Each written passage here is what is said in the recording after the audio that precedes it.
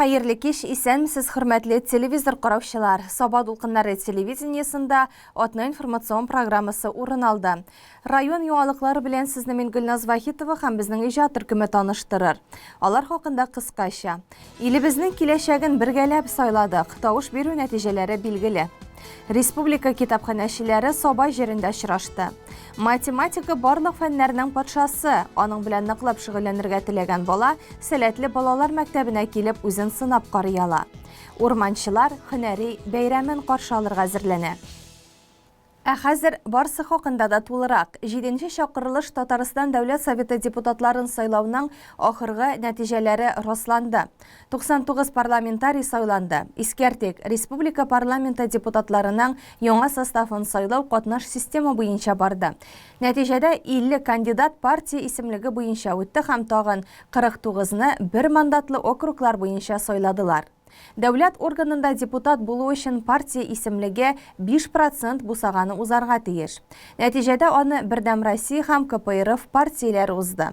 Тавыш бирү нәтиҗәләре буенча Бердәм Россия 44 мандатны, Коммунистлар партиясе 6 мандатны алачак. Бер мандатлы округлар Бердәм Россия 43 мандат ала. ЛДПР 2, Яңа кешеләр 2, Гадел Россия патриотлар дөрестлек өчен шулай ук бер мандатны Эдуард Шарафиев ала. Нәтиҗәдә Татарстан Дәүләт Советының яңа составында Бердәм Россиядән 87, КПРФтан 6, ЛДПРдан 2, Яңа кешеләрдән 2 депутат, Гадел Россия патриотлар дөрестлек өчен партиясыннан бер парламентарий һәм үзен үзе тәкъдим итүче буларак Эдуард Шарафиев була. Саба районында үткән сайлау барышы хакында безнең хәбәрчеләребез сөйли. Саба муниципаль районы башлыгы Раис Миннаханов 2476 номерлы лесхоз сайлау участогында тавыш бирде. Мондый сайлаулар халкыбызның алга табада тормышын яхшыртуга, тотрыклылык, тынычлык, күп милләтлелебездә дуслык булуга өмет уята, якын киләчәккә язмышыбыз билгеләнә. Бүген бик җаваплы икән сайлау көне. Инде минем әйтәсем килә дәүләтебезгә бик зур рәхмәт. Безнең белән бөтен уңайлыклар. Бүгенге эшләнгән эшләребез һәм инде халыкны ишетеп, алар сораулар нигезендә тормыш итәбез. Халык та үз җаваплыгын аңлый һәм инде менә оешып шушы сайлауларга киләләр, киләчәкләр. Инде аларга бик зур рәхмәт. Бөтен кеше үз урыннарында үз вазифаларын үтәгән аркасында шундый матур тормыштабыз. Инде менә Дәүләт Советын алганда безнең республикабызның бөтен документларын раслау шушы Дәүләт Советында. Ул инде бүген көндәге безнең рәис аппараты, шулай ук Кабинет министрлыктагы бердәм фикердән бүген көндә булган уңышларыбыз, аларның берсен-берсе аңлашып эшләүләре. Инде шулай ук Дәүләт Советындагы депутатлардан да бик күп тора. Мин уйлыйм, киләчәктә дә нинди безнең тормышыбыз булды, ише дә бетерәк булыр дип. Бөтенесенә уңышлар. Инде булачак депутатларга, аларга дөрес фикер тудырып, дөрес законнар кабул итү, инде безгә үз урыннарыбызда тырышып эшләргә. Бу участокта сайлау хукукы булган 780 кеше теркәлгән. Шуның икесе 18 яшы тулып беренче тапкыр тавыш бирүчеләр. Халык актив, тәртип бозулар юк. Иң беренче безнең сайлау участогы сәгать иртәнге 7-дә үзләренең ишекләрен ачтылар. Гадәттәгечә безнең Татарстан гимны белән башлап җибәрдек. Һәм халыкны тәмле кайнар чәй белән, тәмле коймак белән сыйладык. Комиссия әгъзаләре лесхоз картлар һәм инвалидлар йортында яшәүчеләр янына барып та сайлата. Бу да әлеге көннең мөһим эше. Безнең лесхоз өлкәннәр һәм инвалидлар йортында 66 сайлаучы теркәлгән. Шуның 23-не барып сайлатабыз. Барабыз инде, лежащийлар янына кереп, һәрберсенә бюллетеннәрне биреп, переносной ящикларга салдырабыз. Сайлаулар сәяси вазгыятны билгеләүче җаваплы эш һәм халык аны үз күңеле аша үткәреп гражданлык бурычы итеп кабул итә. Яшьләр дә, өлкәннәр дә бу көнгә дулкынланып әзерләнә. Чөнки киләчәкне тагын да яхшырак күз аллый. Үзе сайлаган депутатларга зур ышаныч белән карый.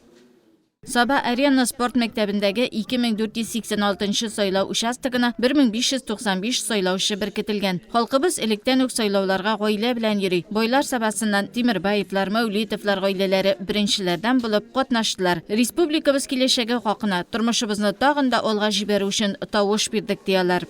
Моңырчы илебездәге тәртип булды, тынычлык булды, моллык булды. Менә бу сайлау составта безнең өчен, халык өчен тырышып эшләр дигән өммәттә инде. Менә шул өмет безне иртәнге яктан биргә китерде. Гаиләбез белән киләбез инде. Без бергә, эштә дә бергә, гаиләдә дә бергә, шуңа күрә сайлауларга да бергә йөрибез. Шул зур ышанычлар.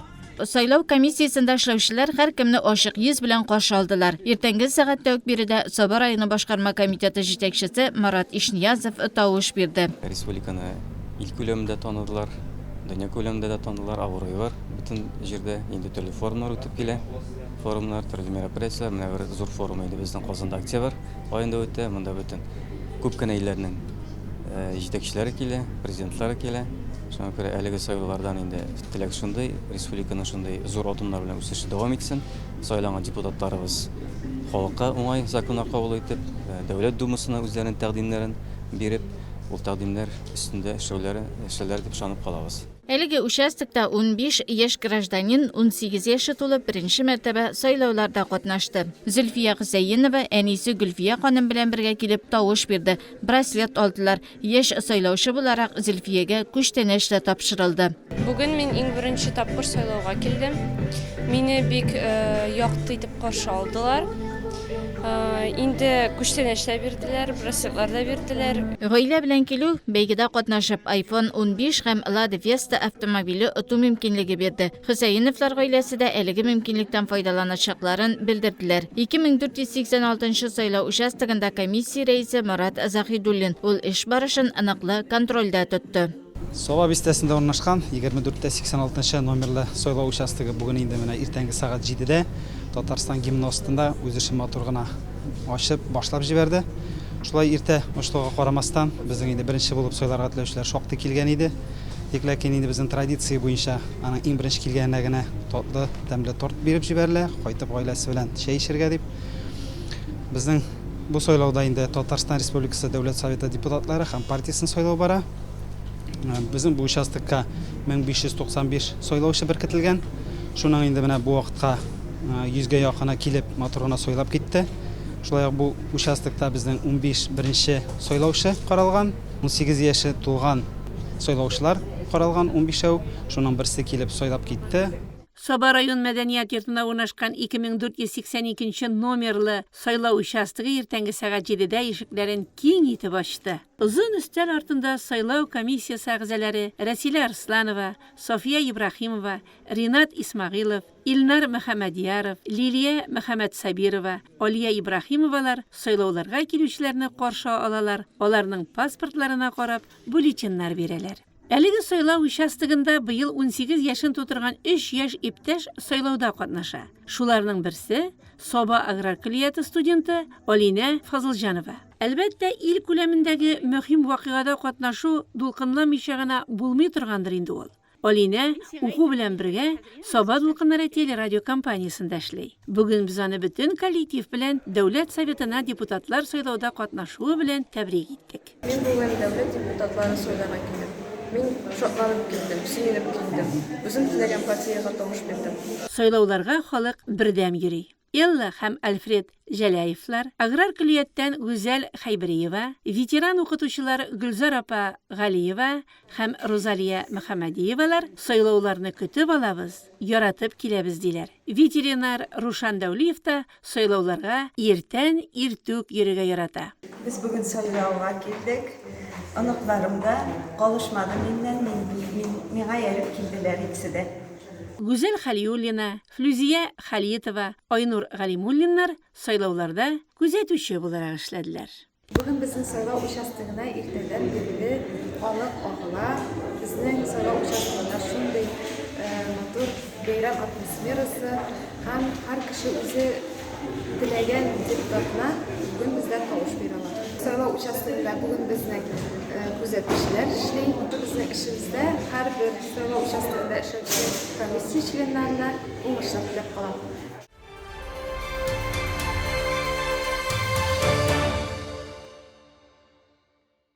Ағымдағы атна барышында районға Татарстан Республикасы сәләмәтлек саклау министры Марсель Миннуллин килде. Саба муниципаль районының актлар залында үткән тәҗил киңәшмәдә район җитәкчеләре, авыл җирлекләре башлыклары, фельдшерлар, балалар бакчалары мөдирләре катнашты. Министр Миннуллин киңәшмәне үзара аңлашып диалог формасында алып барды. Бүгенге көндә район халкының сәламәтлеге, аның яшәеше, медицина учреждениеләренең авыруларны кабул итәргә әзерлеге, ашыгыч ярдәм итү пунктларының эшчәнлеге һәм башка бик күп темаларга, мисалларга тукталды. Залда утыручыларның сорауларына җаваплар бирде. Киңәшмәдә Саба муниципаль районы башлыгы Рәис Нургалиевич Миннаханов та катнашты. Бу атнада Мингәр Медспа медицина үзәгенең киңәшмәләр залында Татарстан Республикасы Яшьләр министрлыгы тарафыннан уздырылучы яшь гаиләләр форумына старт бирелде. Анда республиканың 30 яшь гаиләсе катнашты.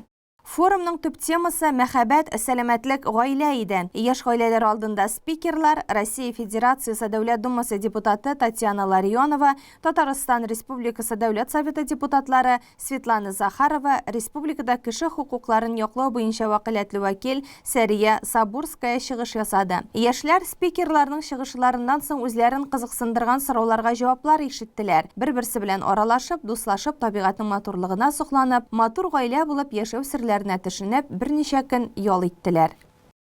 Дәвам итәбез. Узган атнада Саба район үзәк китапханәсендә экология һәм яшьләр экологик культура формалаштыруда китапханәнең роле темасына республика методик семинары узды. Семинарга республиканың 12 үзәкләштерелгән китапханәләр системасы вәкилләре, китапханәчеләр килде.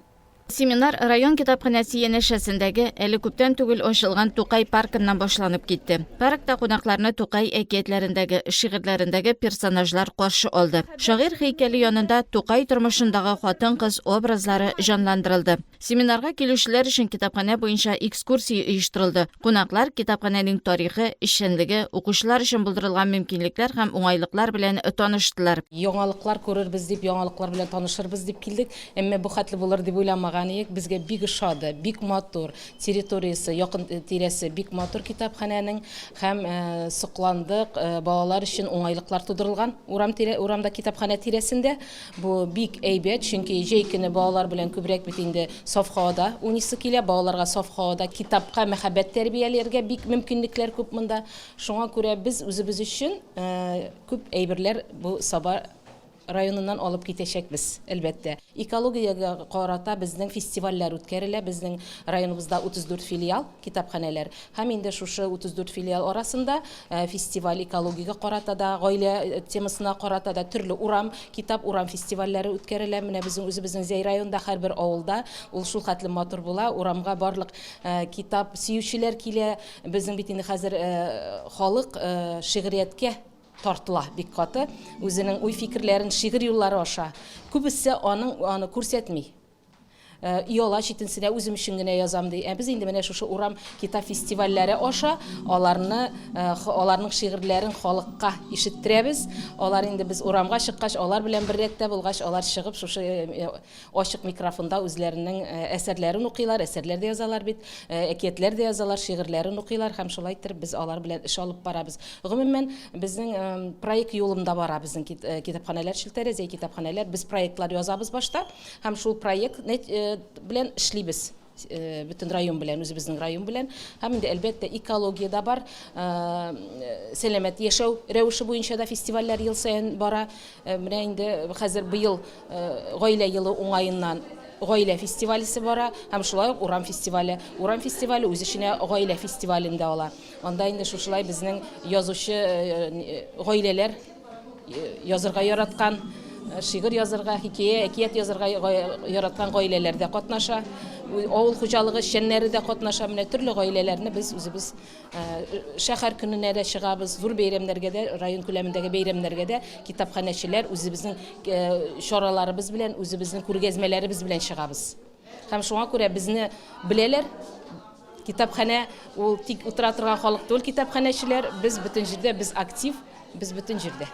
Семинарның ачылышында Саба районы башлыгы Рәис Миннеханов катнашты. Ул районыбызда яшьләр өчен тудырылган мөмкинлекләр белән таныштырды. Яшьләр белән бер дулкында булу, цифрлаштыруга йөз тоту, заманча яшьләрчә эшләү мөһимлеге турында үз фикерләре белән уртаклашты. Республика китапханәләре эшчәнлеге, проектлар, алга куелган планнар турында Республика яшүсмерләр китапханәсе директоры урынбасары Наталья Шайтанова чыгыш ясады. Саба үзәкләштерелгән китапханәләр системасы директоры Лейсан Билаловага семинарны үткәрүдәге хезмәттәшлек һәм теләктәшлек өчен рәхмәт хаты тапшырды. Саба үзәкләштерелгән китапханәләр системасының экологик юнәлештәге эшчәнлеге игътибарга һәм мактауга лаек. Әлеге юнәлештәге эшчәнлекләре белән алар коллегаларына да беренчеләрдән булып үрнәк күрсәттеләр. Безнең бүген яңартылган китапханәбездә зур бәйрәм, бик эшлекле семинар. Ул безнең республика семинары һәм аның темасы да экология темасына багышлана. Безнең республикабызның һәр районыннан бүген китапханә җитәкчеләре һәм экология юнәлешендә бик актив эшли торган китапханәчеләр катнаша. Без аны бергә республика яшүсмерләр китапханәсе, милли китапханә белән берлектә оештырдык. Бүгенге көндә инде аны республика кысаларына чыга дип тә әйтергә була. Чөнки бүген безнең Мәскәү өлкәсеннән, Пермь өлкәсеннән һәм яңадан Ульяновск өлкәсеннән, Сембер өлкәсеннән китапханәчеләр катнаша. Алар үзләре телемост аша чыгалар һәм тәҗрибәләре белән уртаклашалар. Бу юнәлештә эшләүче коллегаларыбыз күп, чөнки китапханә бит инде ул халыкның ихтыяҗын, халыкның тормышын ичтән аңлап, алар белән бергә яшәүче бер өлеше. Һәм экология бүгенге көндә чынлап та бик зур проблемабыз, бик зур мәсьәләбез булып тора. Бүгенге көндә без инде киләчәк буынга рухи байлыкны гына түгел, табигатыбызны да саф килеш, чиста килеш сакларга һәм шушы экология культураны халыкка җиткерергә тиешбез. Авыл яши пилот проекты белән Татарстан Республикасы Дәүләт Советының экология, табигатьтән файдалану, агросәнәгать һәм азык-төлек сәясәте комитеты рәис урынбасары Тахир Хадыев таныштырды. Ул шулай ук семинар хакындагы фикерләре белән дә уртаклашты. Алар барысы да якын, менә үзенең барнагын сыман, балаларын сыман берсен-берсен аерып булмый, тормыш бит бергә бара. Тукай инде ул безнең иң бик шәхесләрнең берсе. Экология ул безнең әйләнә-тирә мөхит. Шуның өчен яшьләрдән башка киләчәк юк. Бу Тукай бүген менә Саба җирлегендә зур бәйрәм. Монда китапханәчеләр килделәр. Алар инде елдан ел үзләренең тормышта тотып торган урыннары белән бүген җәмгыятьтә көннән-көн адымнарын ныграк атыйлар. Без инде бу китапларны уныткач, хәзер инде ешрак керәбез, аралашабыз. Һәм алар бик зур эш башкаралар. Менә китапханәчеләргә соңгы елларда алар белән аралашканнан соң шундый фикергә килдем. Без аларны дөрес бәяләп бетермибез икән. Монда инде менә билем чишмәсе бит инде, гыйлем чишмәсе.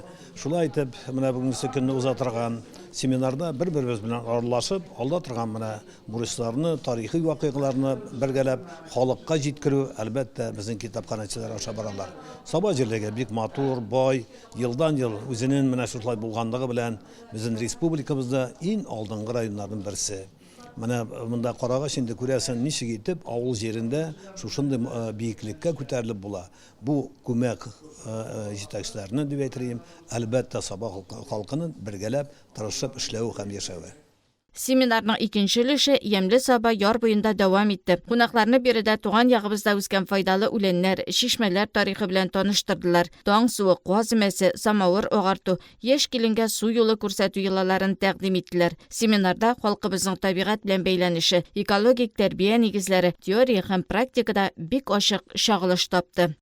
Узган атнаның җомгасында Сабаның Сәләтле балалар мәктәбендә гомуми ата-аналар җыелышы үткәрелде. Җыелышта Идел буе федераль округының фәнни-гыйльми математик үзәге хезмәткәрләре дә катнашты. Гөлшат Галиакбарова сюжетта. Сабаның Сәләтле балалар мәктәбендә агымдагы уку елында 187 бала белем ала. Мәктәп директоры Лейла Мөбәрәкшина иң элек белем йортының уку-укыту эшчәнлеге нәтиҗәләре, укучылар һәм мөгаллимнәр өчен тудырылган шартлар, уңайлыклар белән таныштырды. Әлеге мәктәп 2023 елның декабреннән Казан Федераль университетының фәнни-гыйльми математик үзәге белән хезмәттәшлек итә. Әлеге үзәк хезмәткәрләре узган уку елында район мәктәпләрендә укучы математикага сәләтле, әлеге фән белән ныклап кызыксынучы балаларга дәресләр бирде. Апрель айында Сабыр районы башлыгы Рәис Миннеханов призына үткән математик олимпиада әлеге эшчәнлекнең нәтиҗәле булуын күрсәтте. Бәйгедә җиңүче һәм призы урын алган укучылар күп булды. Агымдагы уку елында да әлеге хезмәттәшлек дәвам итәчәк. Җыелышка килгән әти-әниләр каршында иң элек эшчәнлекләре белән таныштырып, математик үзәкнең фәнни хезмәткәре, куратор Дамир Зәйнетдинов чыгыш ясады. Сабар районында безнең научно-образовательный математический центр в большой перспективе хочет создать школу одаренных детей по математике, чтобы математика буенча монда собрать и наибайт укучылар инде монда математика буенча төрле олимпиадада принимали участие. Вот. Катнаштылар төрле олимпиадада математика буенча. Без монда безнең иң яхшы сотрудниклар төрле буенча математический кружок организовать итәбез. Анда олимпиадалар задачи повышенной сложности, задачи по олимпиадной математике решаем с учениками. Апрель айында иң зур олимпиада монда үткән на призы главы Сабинского района. Очень хорошие результаты показали, в том числе школьники Сабинского района. И именно те школьники, с которыми удалось математический кружок организовать, которые участвовали в работе математического кружка. Вот. То есть, если в перспективе дальнейшем с ними работать, то я думаю, что они могут показать высокий уровень, в том числе и на Всероссийской олимпиаде школьников, и в других перечневых олимпиадах. Всегда участвовать в олимпиадах, в том числе по математике, это ведь плюс для ребенка. Когда он высокие места занимает, это очень хорошо. Җыелышта математика фәне буенча остазлар үзләре дә катнаштылар. Әти-әниләргә бик файдалы мәгълүматлар җиткерделәр. Узган елда әлеге мәктәптә математика фәне буенча дәресләр биргәч, балалар һәм укытучылар белән тыгыз элемтәдә торып шөгыльләнгәч, алар бу елда үз алларына бик зур максатлар куялар. Авыл җирендәге менә балалар белән эшләү үзенә күрә бер яңа тәҗрибә. Ник дисәгез, барбер шәһәрдә икенче төрле тәртип, анда зур мәктәпләр, бөтен республика, кайвакыт Россия дәрәҗәсендә зур урыннар яулап, үзләренә абруй казаналар һәм шуның нәтиҗәсендә инде бөтен балаларны үзләренә җәлеп итәләр. Шул сәбәпле менә регионнардагы мәктәпләр алар игътибарсыз кала һәм миңа калса бу җитешсезлекне шишәр өчен менә көчле кадрларны монда да районнарга да, авылларга да чакырырга кирәк. Без инде үзебез дә мондагы балалар белән эшләп, танышып, аларда да потенциал бар икәнен күрдек һәм аларны да игътибарсыз калдырсак, бигрәк начар булыр һәм алар да инде ниндидер уйлар казанмас дип инде без шулай уйладык та инде һәм миңа калса монда яңа җирлектә яңа ниндидер тәҗрибә туплап, монда да яхшы гына укучыларны тәрбияләп, аларны да инде ниндидер олимпиадаларда, конкурсларда, конференцияларда яхшы итеп инде күрсәтәсе килә алар. Җыелышта әти-әниләр дә үзләрен кызыксындырган сорауларга җаваплар таптылар. Дәресләргә килгәндә алар онлайн һәм офлайн форматта үтәчәкләр. Математика барлык фәннәрнең патшасы. Аның белән бик ныклап шөгыльләнергә теләгән һәр бала сәләтле балалар мәктәбенә килеп үзен сынап карый ала. Илебезнең фәнни-техник үсеше дә бүгенгә яшь буынның фәнгә булган мөнәсәбәтенә бик нык бәйле. Сентябрьнең һәр 3-нче якшәмбесендә Урман хуҗалыгы өлкәсендә эшләүчеләр һөнәри бәйрәмен билгеләп үтә. Урманчылар көне 1980 елдан СССР Югары Советы Президиумы указы нигезендә билгеләнә. 10 сентябрь көннең 1-нче артысында бәйрәмнәре алдыннан урманчылар һөнәри осталыкта көч сынашты. Бу хакта тулырак алдагы материалда. Һөнәри осталыкта көч сынашу бәйгесе урманчыларны һәр ел менә шулай бергә җыя. Саба урман хуҗалыгының төрле тармагында барлыгы 500 кеше хезмәт куя. Алар республикада лидер, дәүләт заказларын югары профессионаллык белән башкаручылар. Безнең бит төп задачабыз бүгенге көндә контроль надзор, әйтик урманнарны саклыйбыз янгыннан. Янгыннан саклыйбыз, коткычлардан саклыйбыз. Төрле нарушительләрдән дип әйтегене саклыйбыз инде. Шул ук чиратта без инде урманны саклау белән бер рәттән аны үстерү буенча да бик зур эшләр эшлибез. Менә бүгенге елда гына без 1000 якын инде яшь үсентеләрне утырттык. Ул безнең әйтик овражный балашны деградированный урыннарда инде бу су һәм җил эрозиясенә каршы көрәш белән бәйле, экология белән бәйле инде. Шулай ук без нефтяниклар направлениясе буенча бу экологияны восстановление экологии дип аталайныларның программалары ул буенча да 300 гектар жер утыртып кайттык. Бу безнең Азнакай, Бөгелмә районнары. Шул ук чиратта инде үзебезнең 60 000 гектар урманыбыз бар бит инде безнең, ул 8 районга бүленгән. Без анда дагы комплекс эшләр эшлибез. Бу урманны без бит инде сирәтләп кисәбез, шуларны әзерлибез алдагы еллар өчен. Шулай ук алдан утырткан яшь үсентеләрне белән дә шөгыльләнәбез, аларны уход ясау дип әйтик. Шулай ук безнең урманнарда хәзер бит инде 2010-нан безнең корылык килгәннән соң һаманданың ни калмады зауқымы. Ул безнең курган агачлардан шулай ук твердый бытовой отход дибез инде, алардан ул чистарту буенча да бик зур эшләр эшлибез инде.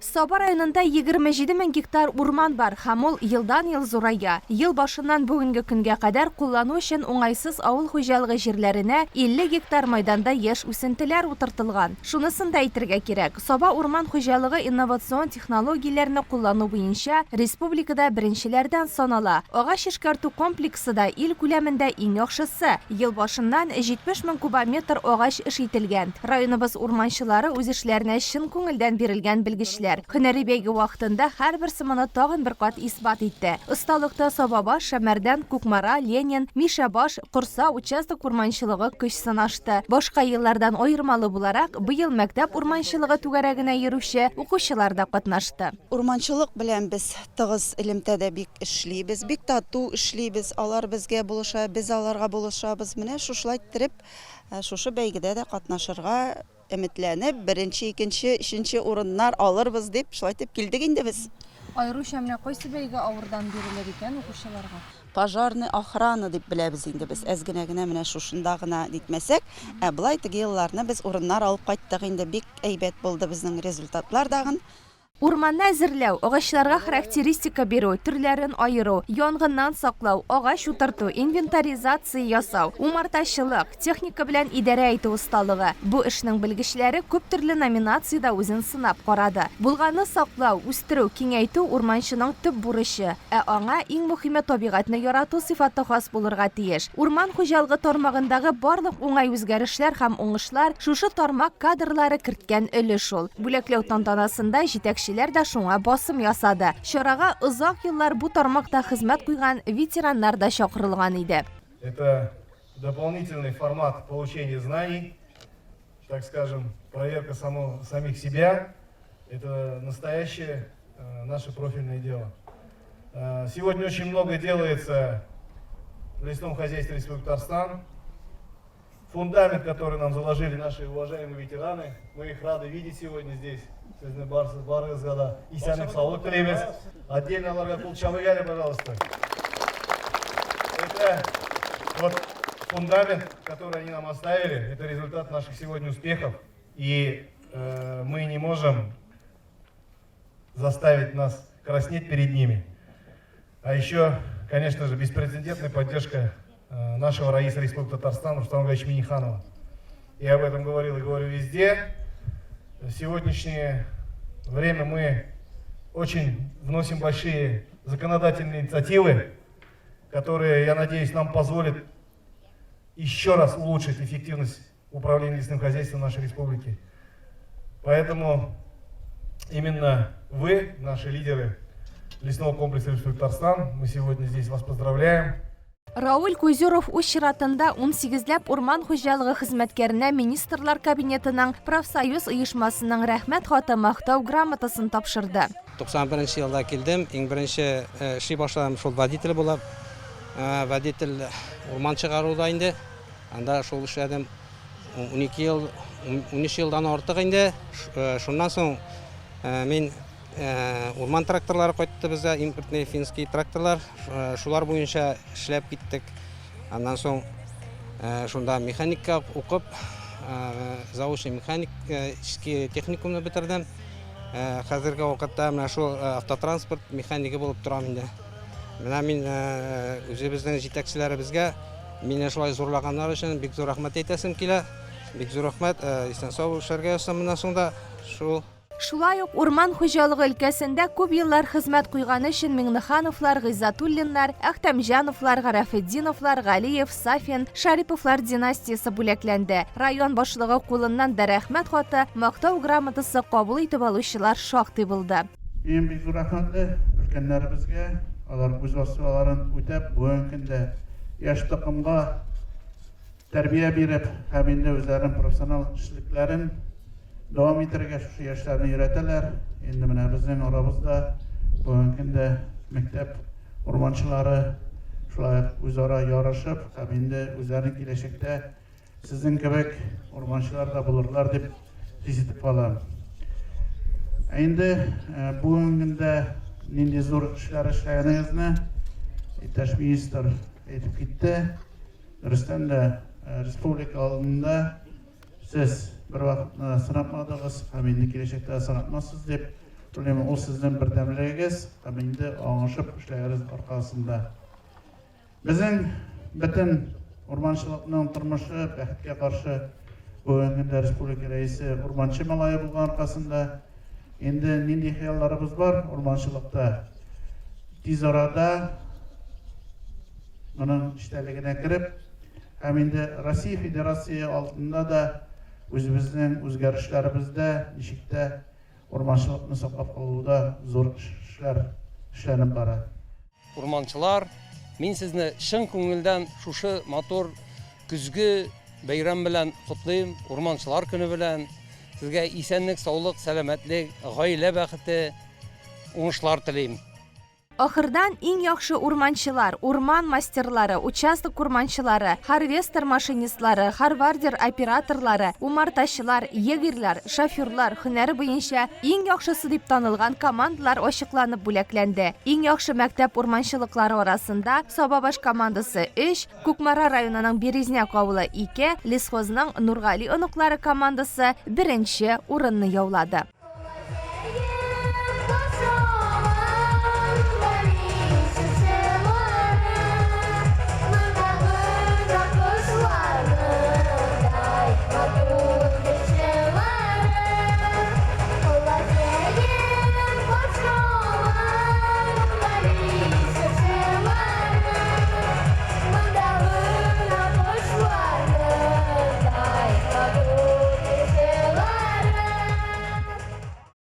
Көзнең иң ямлы төсләргә бай, мул кабак бәйрәме якынлаша. Сентябрь айы районыбыз халкы өчен көтеп алган зур, матур, аш сулы, алтын төстәге шушы бәйрәм белән кадерле. Без аны быел да зурлап үткәрергә булдык. Бәйрәмгә барлык райондашларыбызны чакырабыз. Иң матур кабакка, кабактан ясалган иң матур композицияләргә, иң тәмле аш суга, гаилә, фән һәм технологияләр елы уңайнан ясалган күргәзмәләргә, шулай ук агитбригадалар чыгышларына конкурс бәйге игълан итәбез. 21 сентябрь көнне Байлар Сабасының Үзәк мәйданында көзге яшелчә, җиләк-җимешләрнең патшасы булган кабак бәйрәме үтә. Бәйрәм сәгать 10-да башланачак.